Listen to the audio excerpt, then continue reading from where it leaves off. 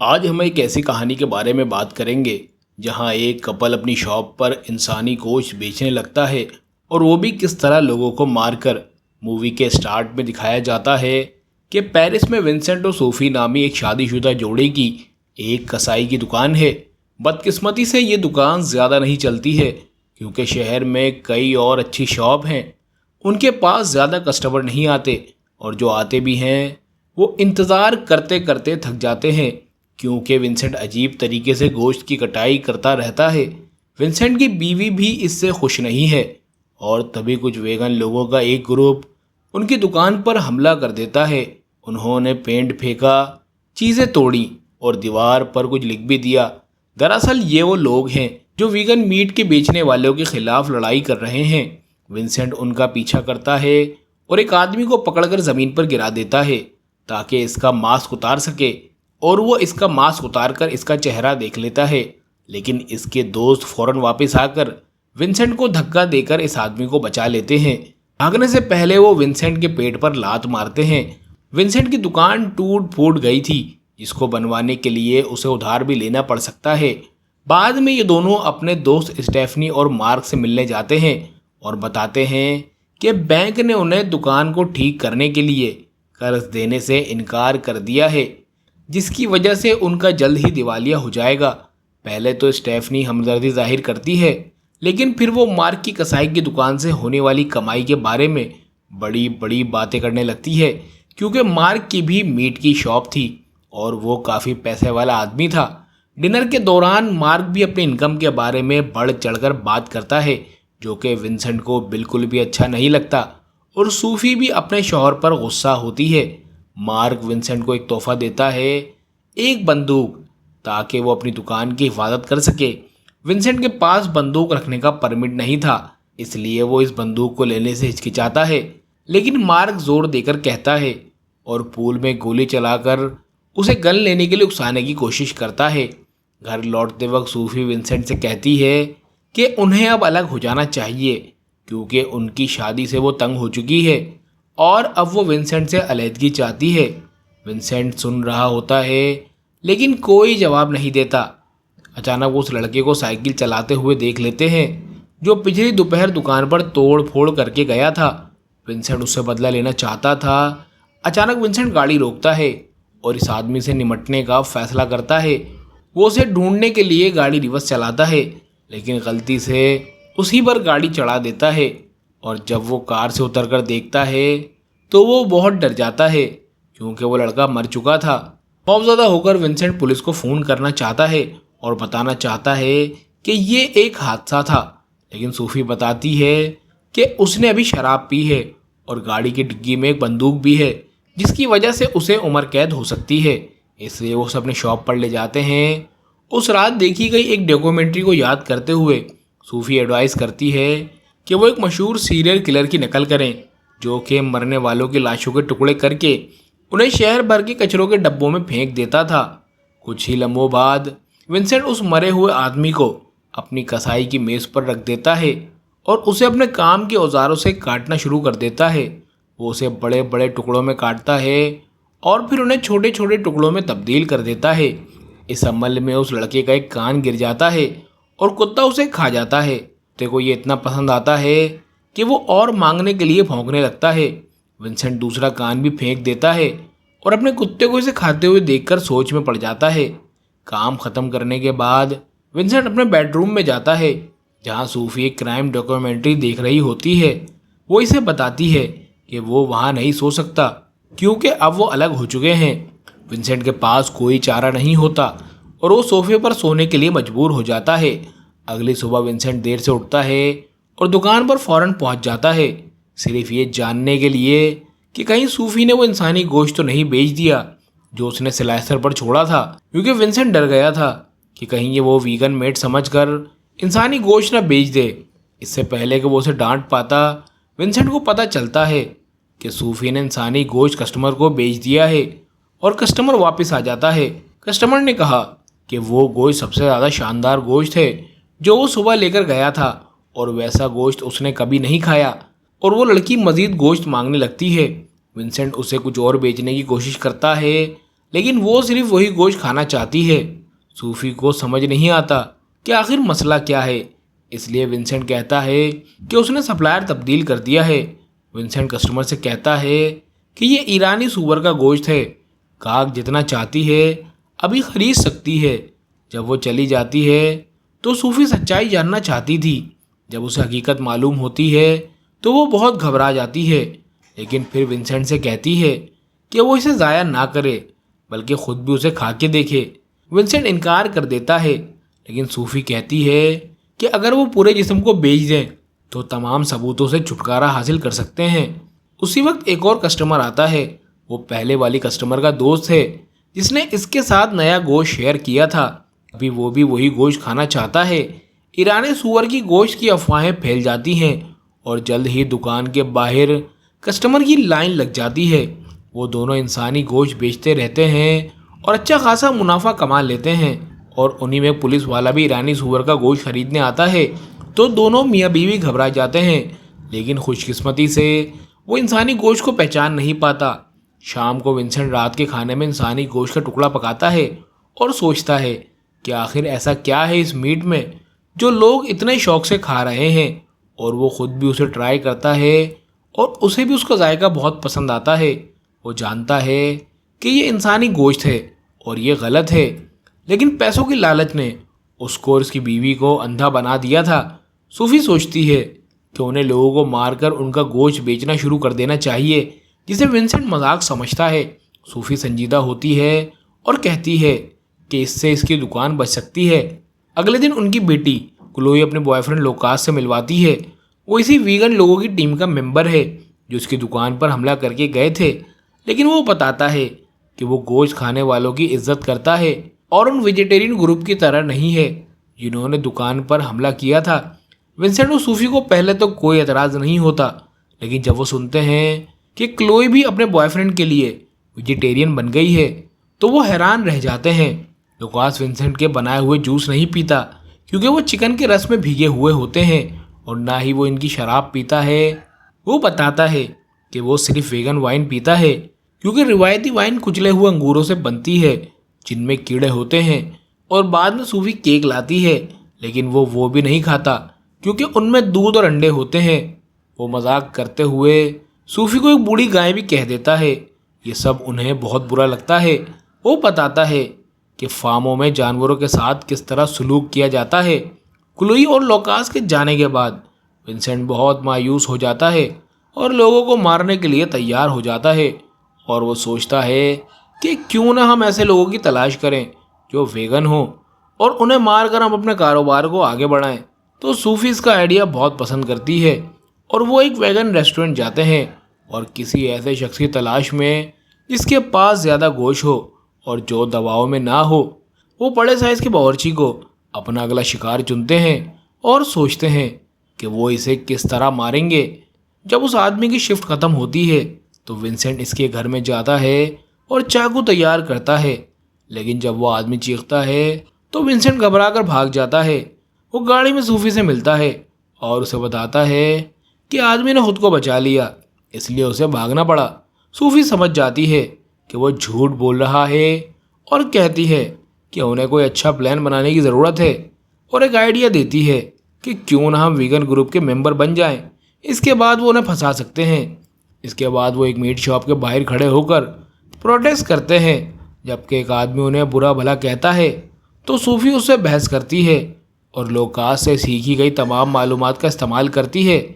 एक वेगन आदमी उन्हें अप्रिशिएट करने आता है। इस आदमी का एक ग्रुप था जो एक एक्टिविस्ट था और इस गोश्त के निज़ाम के खिलाफ गुस्सा निकालने लगता है और वो उन दोनों को अपने ग्रुप में शामिल होने को बोलता है, जिसको वो एक्सेप्ट कर लेते हैं। अगले दिन वो आदमी उन दोनों को अपनी टीम से मिलवाता है जो उन्हें बताते हैं कि एक मीट शॉप है जो आजकल बहुत चल रही है। वो तीनों बताते हैं कि वो इस शॉप को तबाह करने का मंसूबा बना रहे हैं। सफ़र के दौरान उन्हें मांस दिए जाते हैं। उनमें से एक मेंबर को विंसेंट जाना पहचाना लग रहा होता है। दोनों मियाँ बीवी उसे बहकाने के लिए कहते हैं कि वो फ्रूट सेलर हैं।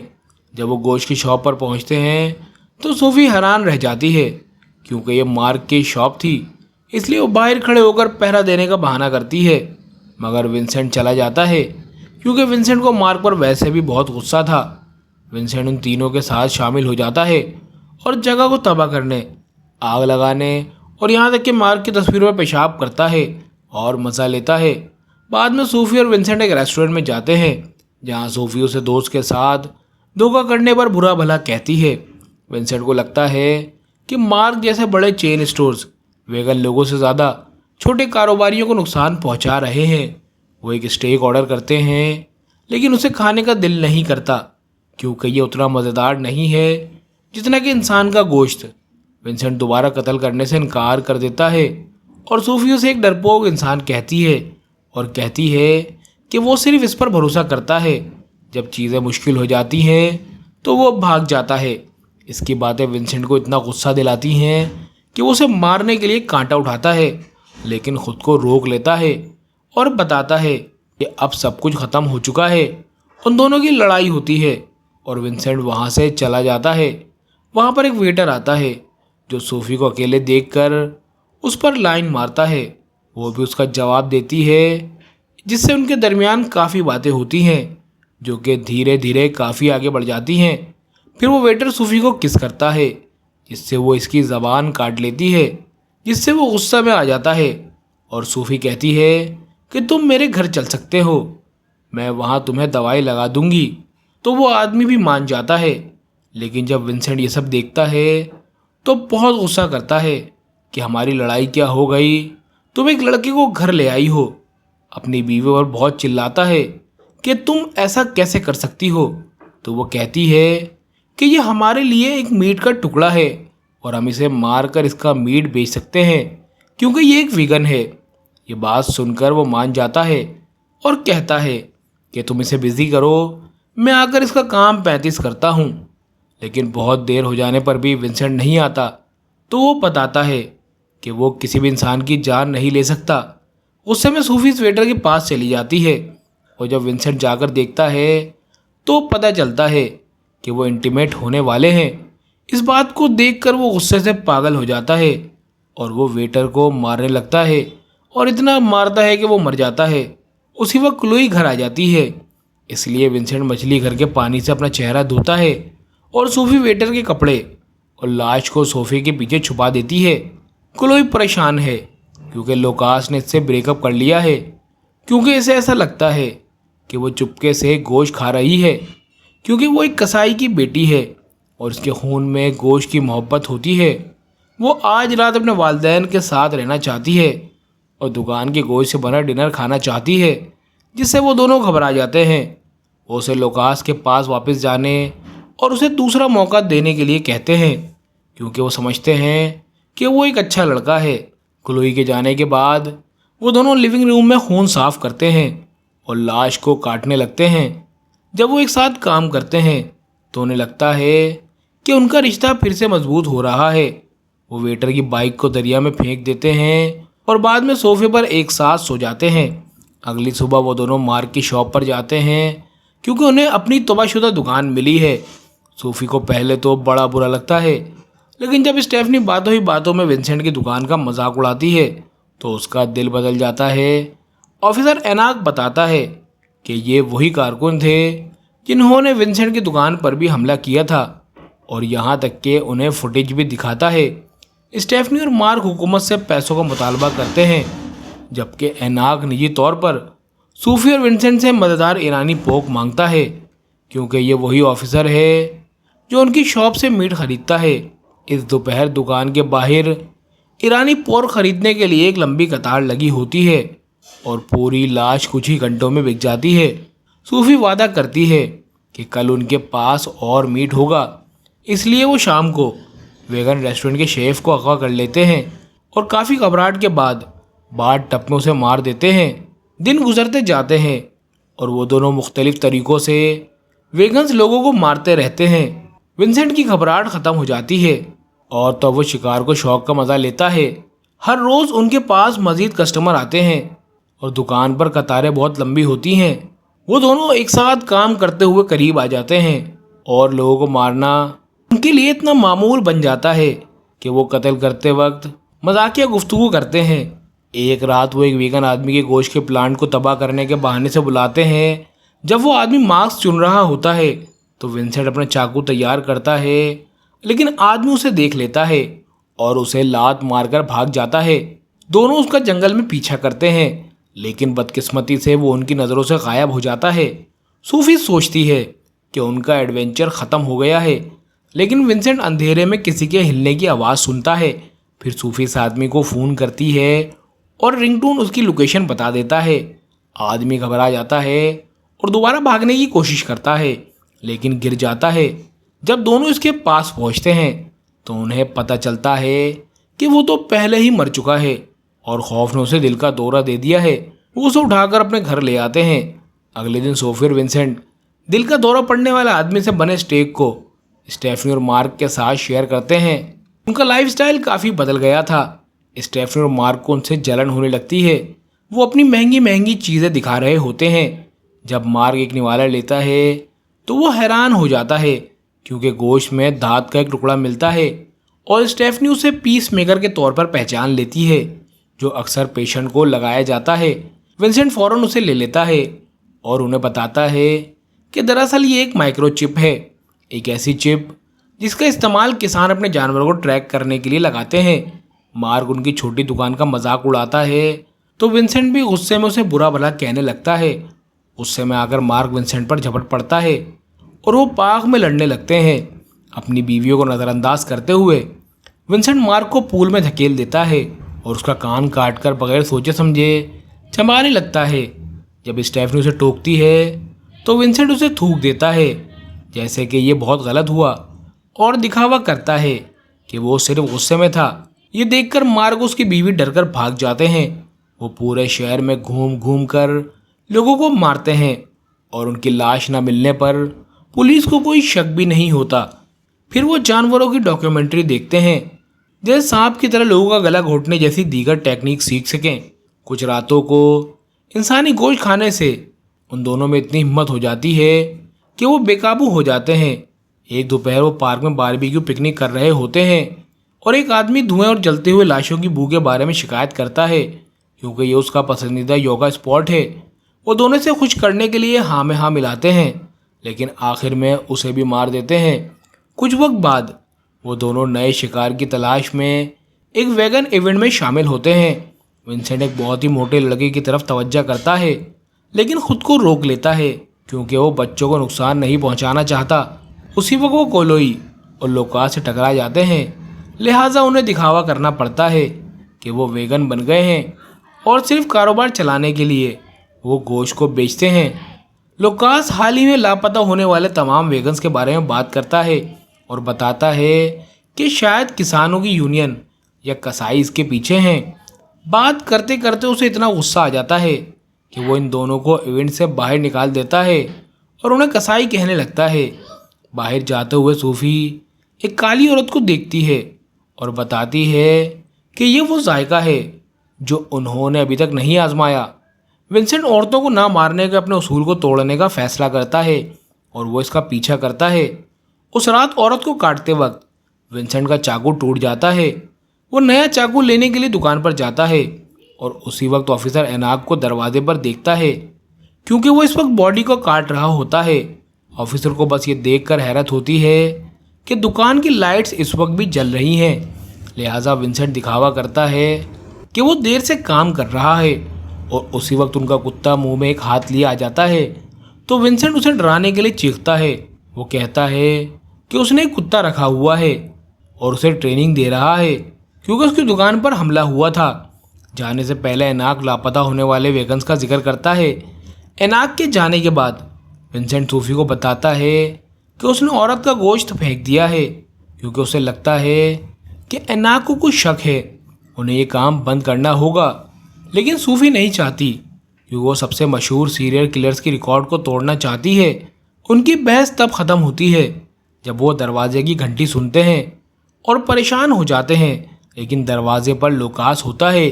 वो माफ़ी मांगने आया है, क्योंकि उसने गुस्से में उनसे बदतमीज़ी की थी और वो जानता है कि उसे लगता है कि वो कोलोए को खो रहा है। सूफी चाहती है कि वो रुके और आराम करे, जिससे विंसेंट को एहसास होता है कि वो उसे मारना चाहती है। वो फौरन लोकास को बाहर निकाल देता है और फिर सूफी को डांटता है और कहता है कि ईरानी पोर कब ख़त्म हो गया है। उस रात सूफी एक और फिल्म देखने की कोशिश करती है, लेकिन वो उसे बर्दाश्त नहीं कर पाती और टीवी बंद कर देती है, जबकि विंसेंट कुत्ते के साथ सोफे पर सोता है। अगले दिन विंसेंट आम सूअर का गोश्त बेचने की कोशिश करता है, लेकिन जब कस्टमर को पता चलता है कि अब ईरानी सूअर नहीं मिलेगा तो लंबी कतार छोड़कर चले जाते हैं। सूफी उसे बुज़दिल कहती है और विंसेंट सोचता है कि जो कुछ भी उसने किया इसके बाद वो इसी लायक है, इसलिए वो दुकान से बाहर चला जाता है। बाद में जब सूफी दुकान बंद कर रही होती है तो वही एक्टिविस्ट आते हैं और फ्रूट सेलर के बारे में पूछते हैं। शाम को विंसेंट घर आता है और अपने कुत्ते को एक्टिविस्ट की वैन पर भौंकते हुए पाता है। इस दौरान एक्टिविस्ट ने सूफी को एक फ्रिज में बांध दिया है, क्योंकि उन्हें पता चल गया था कि सूफी ने नाटक किया था वेगन बनने का। वो कहते हैं कि वो इसके साथ वही सलूक करेंगे जो उन्होंने जानवरों के साथ किया था। जब एक आदमी से मारने वाला होता है तो विंसेंट अपने कुत्ते के साथ अंदर दाखिल होता है, जो फौरन इस आदमी पर हमला कर देता है। विंसेंट एक औरत के सर पर छुरी फेंक कर उसे फौरन मार देता है, फिर आखिरी आदमी से लड़ता है जो आसानी से इस पर भारी हो जाता है और इसको अपनी छुरी से जख्मी कर देता है। गुस्से में आकर सूफी रस्सियों को ढीला करने में कामयाब हो जाती है और बदला लेने के लिए एक गोश्त के हुक से उस आदमी को मार देती है, जबकि कुत्ता आखिरी एक्टिविस्ट की रान पर काटकर उसे ख़त्म कर देता है और फिर सूफी और विंसेंट को पुलिस पकड़कर ले जाती है।